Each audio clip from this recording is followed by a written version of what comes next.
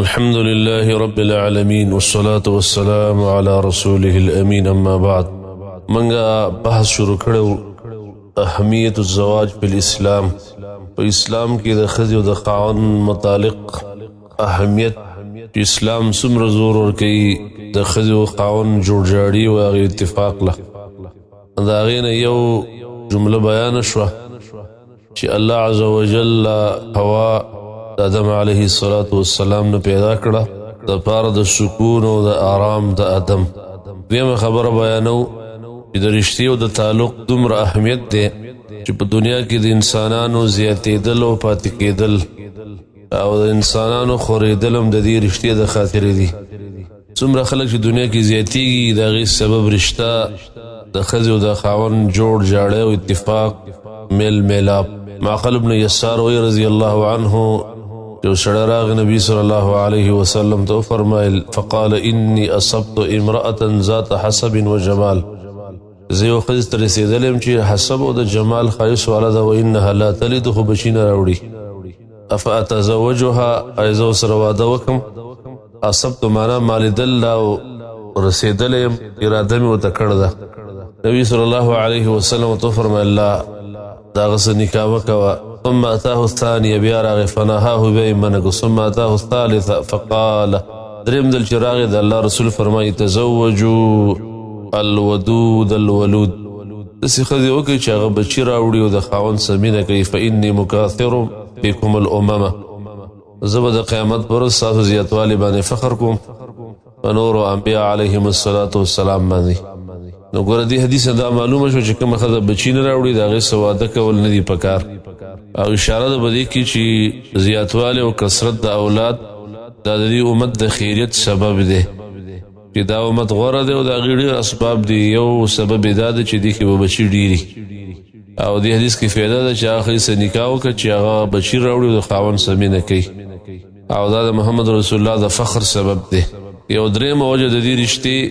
او د تعلق اهمیت دې نه هم ظاهرېږي چې کله خلک جنتونو ته داخل شي د الله نعمتونو ته هلته به هم د دې رشتې تذکیروي.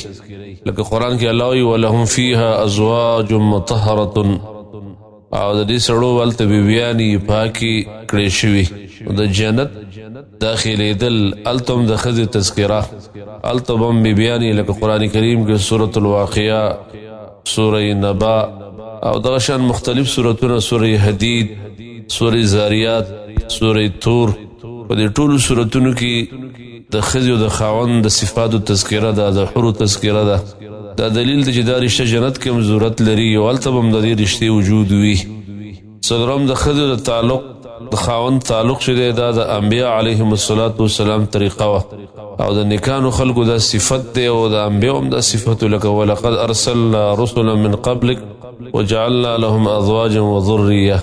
الله یقینا موږ لېږلي ډېر رسولان ستا نه مخکې او موږ هغوی دپاره بیبیانې او اولاد پیدا کړی دی. او د خاصو بندګانو صفات چې الله کله بیانوي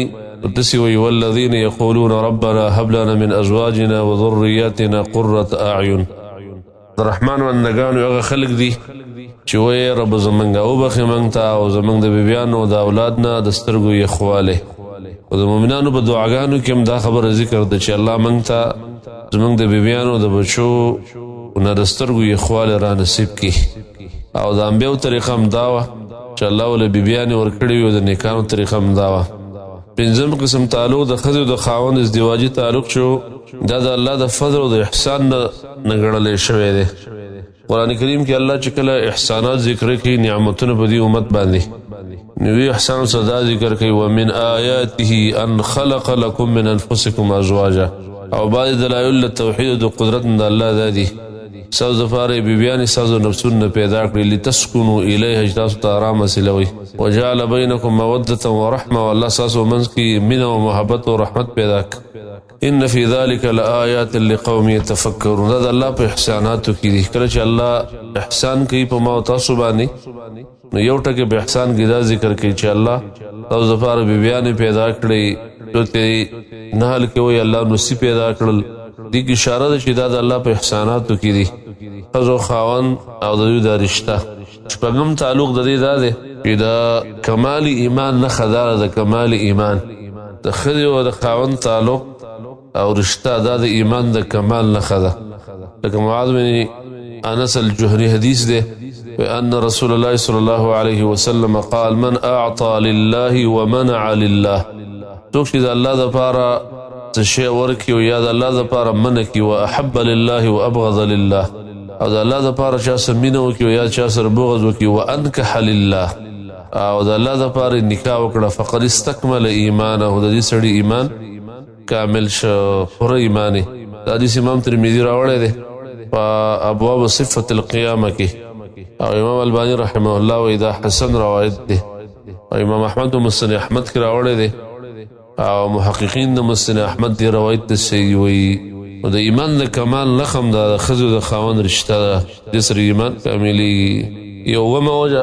هغه دا ده چې نسل له زیاتېدو سره سره الله په دې کې نور رشتې منځ راوړي